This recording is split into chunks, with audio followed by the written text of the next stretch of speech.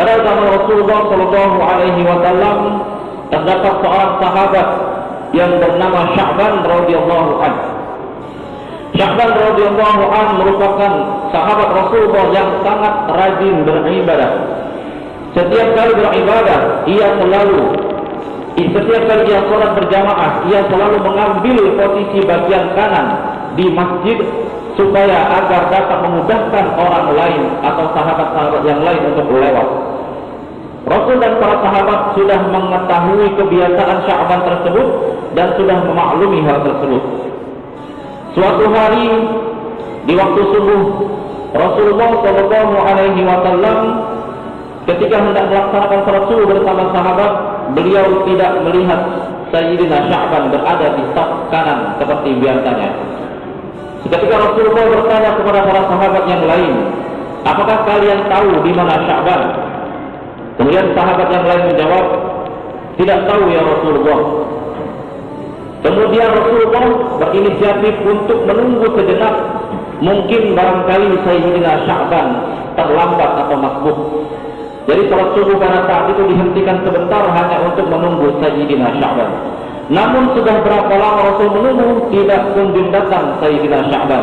Akhirnya Rasulullah dan para sahabat melangsungkan salat subuh berjamaah pada saat itu tanpa Sayyidina Sya'ban. Setelah salat usai, dilihat di saf pertama, kedua dan ketiga tidak ada Sya'ban radhiyallahu anhu.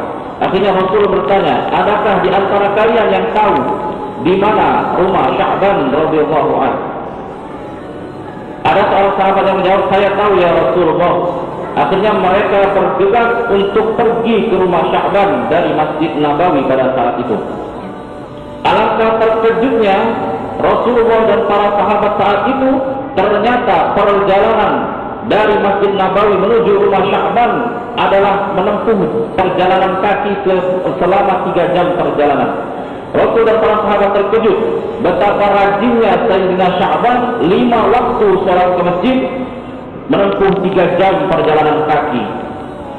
Setelah sampai di rumah Sya'ban radhiyallahu anhu, Rasul mengetuk pintu dan mengucapkan salam, dan ternyata yang menjawab salam adalah istrinya. Rasul bertanya, di manakah Sya'ban suamimu? Istrinya dengan sedih menjawab, wahai Rasulullah, suamiku tadi pagi telah meninggal dunia. Akhirnya Rasulullah SAW mendatangi jenazah Sayyidina Sya'ban. Kemudian sang istri bertanya kepada Rasulullah, wahai Rasulullah, tadi sebelum sakaratul maut suamiku ini, dia mengucapkan 3 kalimat yang kami tidak mengerti apa maksudnya. Kemudian Rasul bertanya, apa yang diucapkan Sya'ban? Ketika ia sakaratul maut, ya Rasul, yang pertama ia ucapkan adalah, aduh, kenapa tidak lebih jauh? Kemudian kalimat yang kedua, aduh, kenapa tidak yang baru? Kemudian yang terakhir, aduh, kenapa tidak semuanya? Rasulullah SAW diam sejenak dan setelah itu mendapat wahyu dari Allah Subhanahu wa Ta'ala. Kemudian Rasul menjawab bahwasannya 3 kejadian itu adalah bayangan dari Sayyidina Sya'ban radhiyallahu anhu ketika ia menghadapi sakaratul maut. Ketika ia sakaratul maut, Allah menampakkan surga yang indah baginya atas pahalanya selama ia hidup di dunia. Ketika Allah menampakkan surganya, ternyata ia mendapati di atas surga yang ia janjikan ada surga yang lebih indah lagi. Maka ia mengucapkan, aduh, kenapa tidak lebih jauh? Ternyata pahala surga yang didapat itu karena ia menempuh 3 jam perjalanan kaki menuju masjid hanya untuk sholat di belakang Rasulullah. Jadi ia mendapatkan surga, tetapi ia menyesal, tetap menyesal karena kenapa tidak mendapatkan surga yang lebih indah lagi, yaitu surga yang di atas yang harusnya ia dapatkan. Harusnya 7 jam perjalanan sehingga aku mendapatkan surga yang lebih tinggi. Kemudian ia mengucapkan, aduh, kenapa tidak yang baru? Rasulullah menjawab bahwa ketika Sayyidina Sya'ban hendak sholat subuh, pada saat itu cuacanya sangat dingin sekali.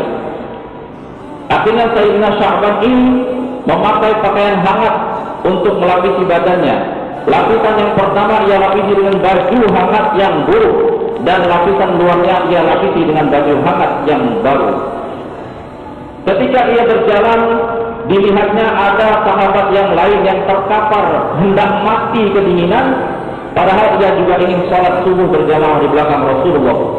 Akhirnya dengan kemurahan hati Sayyidina Sya'ban radhiyallahu anhu, ia memberikan pakaian yang hangat yang lusuh di bagian dalamnya untuk diberikan kepada sahabat yang kedinginan tadi. Akhirnya mereka berdua dapat melaksanakan salat subuh berjamaah bersama Rasul pada saat itu. Allah menampakkan surganya atas kebaikannya memberikan jaket atau pakaian hangat yang buruk itu berupa surga. Tetapi ia terkejut, ternyata di atas surga yang dijanjikan Allah masih ada surga yang tingkatnya lebih indah lagi. Akhirnya ia mengucapkan, aduh, kenapa tidak yang baru saja? Kenapa tidak pakaian yang baru saja yang aku berikan sehingga surgaku lebih tinggi? Kemudian ucapan yang terakhir, aduh, kenapa tidak semuanya? Jadi ketika itu ada seorang pengemis yang datang di hadapan Sya'ban meminta makanan yang ada di tangan Sya'ban. Kebetulan Sya'ban saat itu sedang makan roti, dan pengemis itu hendak meminta bagian dari roti tersebut. Dengan kemurahan hati Sya'ban, ia berikan sepotong roti yang diberikan kepada pengemis, dan bagian yang lain ia makan. Allah tampakkan surganya atas kebaikannya tersebut, tetapi alangkah terkejutnya ia, ternyata di atas surganya yang dijanjikan itu ada surga yang lebih indah lagi. Akhirnya ia mengucapkan, aduh, kenapa tidak semuanya? Kenapa tidak semua roti ini aku berikan kepada pengemis, sehingga surga yang akan aku dapatkan lebih indah dan lebih tinggi lagi. Ma'asyiral muslimin rahimakumullah, dari kisah ini kita dapat mengambil kesimpulan bahwasannya orang yang sudah Allah jamin surga sekalipun masih menyesali kenapa ia tidak memaksimalkan ibadahnya kepada Allah. Apalagi kita yang tidak memiliki jaminan apa-apa ketika hidup di dunia ini, entah itu masuk surga, entah masuk neraka, tidak ada yang tahu. Maka bagi diri kita adalah kita wajib untuk meningkatkan ibadah kita kepada Allah. Niatkan ibadah kita hanya untuk Allah. Jangan niatkan ibadah kita untuk pamrih di hadapan manusia.